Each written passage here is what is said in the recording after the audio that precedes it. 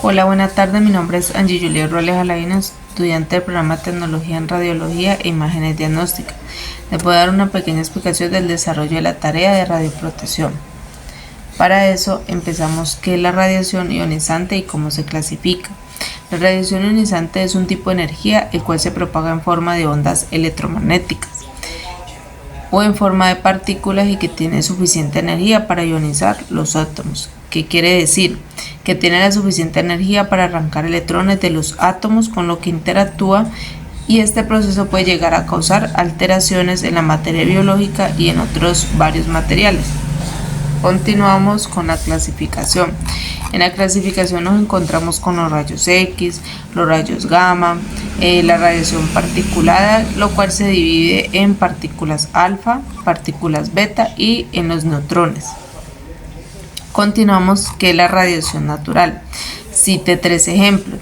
La radiación natural es la radiación que proviene de fuentes naturales que estén presentes en el ambiente sin intervención humana. Esta radiación ha existido desde la formación del planeta y en una fuente constante de exposición para todos los seres vivos. Proviene de elementos radiactivos presentes en la Tierra y en los rayos cósmicos y en la radiación emitida por el propio cuerpo humano.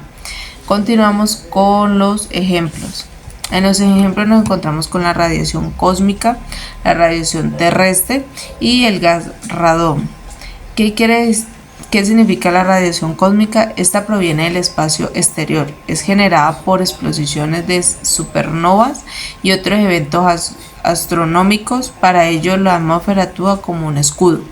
En la radiación terrestre, esta proviene de elementos radiactivos presentes en la Tierra, como lo son el uranio y el potasio. Y en el gas radón, este es un gas radiactivo incoloro e inodoro que se forma por la descomposición del uranio en el suelo. Continuamos con que la radiación artificial, y cite 3 ejemplos. La radiación artificial es aquella generada por actividades humanas mediante el uso de fuentes radiactivas o el uso de equipos que emiten radiación ionizante, y a pesar de ser una fuente artificial creada por el ser humano, sigue las mismas leyes físicas que la radiación natural. Seguimos con los ejemplos. En los ejemplos 1 nos encontramos que el rayos X en medicina se generan en tubos de rayos X y se utilizan en radiografías, tomografía y fluoroscopias. Son fundamentales para el diagnóstico médico, permitiendo visualizar las estructuras internas del cuerpo, y su uso requiere de control para minimizar la exposición innecesaria a los pacientes y al personal. En el ejemplo 2 nos encontramos que la radiación de reactores nucleares se produce en plantas de energía nuclear mediante la fisión del uranio o plutonio, genera grandes cantidades de energía utilizada en la producción de electricidad. Y en el ejemplo 3 nos encontramos con la materia radiactiva en la industria y en la investigación, que se emplea en la inspección de soldadura y estructuras metálicas mediante la radiografía industrial. Continuamos con cite 3 aplicaciones de la radiación. Nos encontramos con medicina, diagnóstico y tratamiento. Se usa también en radiografías, tomografía, fluoroscopias para visualizar las estructuras internas del cuerpo. En la industria y control de calidad nos encontramos en radiografía industrial. Se emplean las fuentes radiactivas para detectar defectos en soldaduras y estructuras metálicas sin daños. También se utiliza para esterilización con radiación con cobalto 60 para eliminar bacterias. Y en la generación de energía nuclear, como mencionamos anteriormente, la fisión de uranio o plutonio en plantas nucleares puede generar electricidad y es una fuente de energía eficiente y bajas emisiones de carbono en comparación con los hidrocarburos o combustibles fósiles. Continuamos. En esta presentación les voy a explicar el espectro electromagnético en términos de radiación ionizante, radiación no ionizante, energía, longitud de onda, frecuencia y aplicación. En la clasificación de radiación, encontramos con la radiación no ionizante, y los ejemplos serían ondas de radio utilizadas en comunicación como radio o TV y telefonía, microondas utilizadas en hornos, radios y telecomunicación, infrarrojo utilizado en sensores térmicos, control remoto y visión nocturna, luz visible utilizada en iluminación y fotografía, y en UV utilizada en procesado o esterilización. Continuamos con la radiación ionizante. La radiación ionizante es la radiación de mayor energía y sus longitudes de onda son más cortas con frecuencia alta. Este tiene la energía suficiente para ionizar los átomos, teniendo la capacidad de dañar las células y el ADN. Los ejemplos serían UV de alta energía, puede llegar a causar daños en la piel y cáncer. 2. Rayos X utilizados en el diagnóstico, en radiología y en seguridad de los aeropuertos. 3. Rayos gamma, usados en radioterapia, para el tratamiento del cáncer y para la esterilización de equipos médicos. Continuamos con la relación entre energía, longitud, ondas y frecuencia. Las ondas electromagnéticas tienen una relación inversa entre longitud de onda y la frecuencia F. Esto se expresa mediante la siguiente ecuación. Una mayor longitud de onda tiene una menor frecuencia y menor energía. Por ejemplo, las ondas de radio, una menor longitud de onda tiene mayor frecuencia y mayor energía. Por ejemplo, los rayos X y la gamma. Por otro lado, la energía de una onda electromagnética está dada por la ecuación de Planck. En esta ecuación es igual a la constante de Planck. En conclusión, se puede decir que el espectro electromagnético abarca desde las ondas de radio hasta los rayos gamma, con varias aplicaciones, las cuales van desde la comunicación hasta la medicina. La diferencia esencial entre la radiación ionizante y no ionizante es su capacidad de alterar la materia a niveles anatómicos, lo que llega a influir en sus usos y precauciones. Aquí en esta presentación les muestro una infografía de los generadores de radiación ionizante. Están los rayos convencionales, las tomografías computarizadas, el equipo de fluoroscopia, aceleradores lineales y equipos de medicina nuclear. Continuamos con la última pregunta. Si tenemos una muestra de 1000 núcleos radiactivos de un isótopo y cuyo periodo de desintegración es de 110 minutos, averiguar cuántos núcleos se habrá desintegrado a 380 minutos. Entonces empezamos teniendo la ecuación de núcleos que quedan sobre el cero, lo cual se divide en la constante de tiempo. Logaritmo de tiempo. El triángulo es el cambio de tiempo para los núcleos radiactivos de desintegración, la cantidad de núcleos que quedan sobre la cantidad inicial de núcleos, lo que da resultado en la cantidad total de núcleos que quedan es de 90.878 núcleos. Bueno, eso es todo, muchas gracias.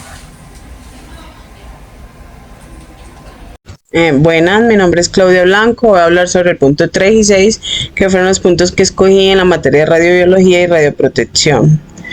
¿Cuáles son los mecanismos de interacción de la radiación con la materia? Defina cada uno y agregue un dibujo de esquema: efecto Compton, efecto fotoeléctrico y producción de pares. El efecto Compton, este efecto ocurre cuando un fotón de rayos X o gamma colisiona contra un electrón de un átomo y transfiere una parte de su energía al electrón, expulsándolo del átomo. El fotón incidente cambia de dirección y pierde energía en el proceso. Este efecto ocurre con fotones de energía intermedia, es decir, 20 keV o 2 MeV. Acá está el dibujo del efecto Compton.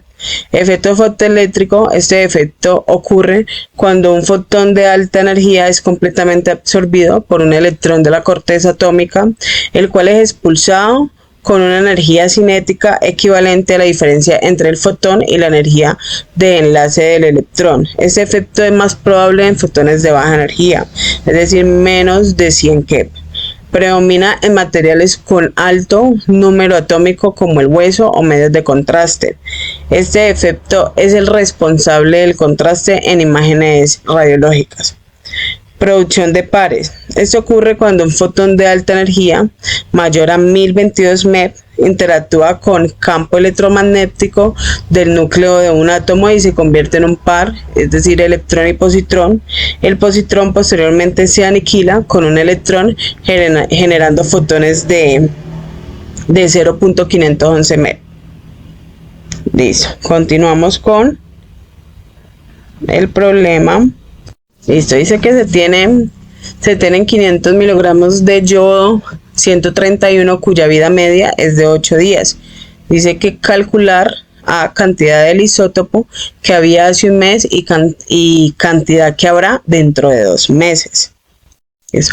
Para resolver el problema planteado, utilizamos la ecuación de desintegración radioactiva, donde n es igual a n sobre 0 por E menos la constante es integración por el tiempo, donde cada uno de esos factores significa n es la cantidad de isótopo en el tiempo, t es tiempo, n0 es la cantidad inicial de isótopo, t que es tiempo, la constante es la constante de desintegración y se calcula con la ecuación. Constante de desintegración in2 sobre tiempo 1 dividido 2 o 1/4 y tiempo es transcurrido en 2. Se hace la respectiva operación matemática, lo cual nos quiere decir, para explicar el cálculo de desintegración radioactiva del yodo 131, se debe comenzar mencionando que este proceso sigue una ley exponencial. La cantidad de sustancia que permanece en un determinado tiempo se obtiene mediante la ecuación de desintegración radioactiva. En esta ecuación, la cantidad final de la sustancia es igual a la cantidad inicial multiplicada por la base del logaritmo natural elevada a la potencia de un valor negativo. Ahí lo estamos viendo. Este valor negativo se obtiene multiplicando la constante de desintegración por el tiempo transcurrido. La constante de desintegración se calcula dividiendo el logaritmo natural de 2 entre la vida media del isótopo. Esta constante indica la rapidez con la que el material se desintegra. Para determinar cuánta cantidad había hace un mes, se debe despejar la cantidad inicial en la ecuación, lo que implica multiplicar la cantidad actual por la base del logaritmo natural elevada a la potencia del producto de la constante de desintegración y el tiempo transcurrido en días. Para calcular la cantidad que quedará en 2 meses, se usa la misma ecuación, pero multiplicando la cantidad actual por la base del logaritmo natural, elevada a la potencia negativa del producto de la constante de desintegración y el tiempo futuro en días. Por último, el periodo de semidesintegración es simplemente el valor de la vida media, que en este caso es de 8 días. Esto significa que cada 8 días la cantidad de sustancia se reduce a la mitad. Dado esto, la cantidad de yodo 131 hace un mes es de 672 miligramos, cantidad de yodo 131 en 2 meses es de 0.28 miligramos, periodo de desintegración es de 8 días. Muchas gracias. Hola, buenas noches. Yo les voy a hablar sobre el punto 4 de la actividad, la cual nos pide explicar lo que es la radiación de fuga, la radiación primaria y la radiación dispersa. La radiación de fuga es la radiación no controlada que se escapa del equipo de rayos X y que puede presentar un riesgo para la seguridad si no se controla adecuadamente. La radiación primaria es aquella que no ha sufrido dispersión, es controlada y dirigida hacia el receptor de imagen para obtener una imagen clara y precisa del área de interés del paciente. La radiación dispersa es la radiación no útil que se dispersa en diferentes direcciones al interactuar con los tejidos del paciente y que puede afectar la calidad de la imagen radiográfica, disminuyendo el contraste. También me pide elaborar un cuadro comparativo entre el tubo de rayo X para radiografía convencional y un tubo de rayo X para mamografía. La diferencia es de que la radiología convencional es de espectro amplio de energías, produce imágenes de dispersas partes del cuerpo con diferentes densidades y espesores. Está diseñado para producir imágenes de áreas grandes del cuerpo, tiene una forma general, no realizan compresión significativa ninguna en ningún área. Los tubos para la mamografía son de espectro limitado de energía, principalmente en el rango de energía de 20-35, y esta produce imágenes de alta resolución de los tejidos mamarios. Está diseñado para producir imágenes específicas del seno. Tienen una forma especial para comprimir suavemente el tejido mamario para obtener una imagen más clara y detallada. También en el punto 4 me pedía dibujar un tubo de rayos X, la cual dibujé y pues algunas partes están como el rotor, que es el tubo, que es un componente esencial que se encuentra en el sistema del ánodo rotatorio. Su principal función es permitir que el ánodo del tubo de rayos X gire a altas velocidades durante el funcionamiento del dispositivo, ayudando a la disipación del calor y mejorando la eficiencia de la generación de rayos X. Está la envoltura del vidrio. También conocida como la carcasa de vidrio, es un componente crucial que sirve para mantener el vacío dentro del tubo, proteger los componentes internos y asegurar que los electrodos puedan viajar sin obstáculos. También encontramos la copa focalizadora. Este componente es importante en el tubo de rayo y su función principal es dirigir y enfocar el haz de electrones que se disparan desde el cátodo hacia el ánodo, ayudando a generar una zona focal más precisa en el blanco del ánodo. Esto nos ayuda a mejorar la calidad de la imagen y permite que los rayos X generados sean más concentrados y controlados. También encontramos el filamento del tubo, que queda por acá. Es una parte crucial del cátodo. Su función principal es generar electrones mediante calentamiento por paso de corrientes eléctricas. También encontramos el blanco, que acá. En la mayoría de los casos el material de blanco es de tungsteno. Esto se debe a su alta eficiencia en la producción de rayos X cuando los electrones colisionan con él y su alta temperatura de fusión. Él tiene unas características que son elemento de tungsteno, símbolo químico W, número atómico 74, energía K de los rayos X. La energía de los rayos X generados varía dependiendo del voltaje, pero la energía K típica para el tungsteno de aproximadamente 69.5, y la temperatura de fusión son de 3422 Fahrenheit, en lo que se hace ideal para soportar las altas temperaturas generadas durante la colisión de electrones. Muchas gracias.